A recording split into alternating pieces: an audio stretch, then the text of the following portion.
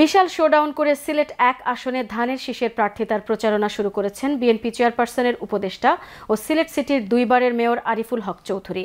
বাদ জোহর হযরত শাহজালাল রহমতুল্লাহ আলাইহির মাজার জিয়ারতের মাধ্যমে মর্যাদাপূর্ণ সিলেট ১ আসনে আসন্ন জাতীয় সংসদ নির্বাচনে বিএনপির মনোনয়নে প্রতিদ্বন্দ্বিতার আনুষ্ঠানিক প্রচারণা শুরু করেন তিনি। এরপর সংক্ষিপ্ত পদযাত্রার মাধ্যমে নিজ নগরের মানুষকে নতুন পরিচয়ে সালাম ও অভিবাদন জানান তিনি।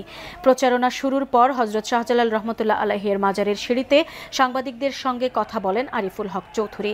এ সময় তিনি জানান, দলের অনুমতি পাওয়ার পর তিনি আনুষ্ঠানিকভাবে প্রচারণা শুরু করেছেন সিলেট ১ আসনে বিএনপির মনোনয়ন প্রত্যাশী হিসেবে।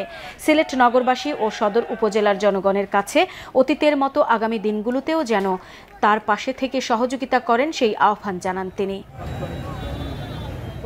আপনারা আজকে থেকে আপনাদের কাজ হলো ঘরে ঘরে ধানের ছড়া তারেক রহমানের সালাম পৌঁছে দিবেন, আমাদের মা বোনদের কাছে পৌঁছে দিবেন।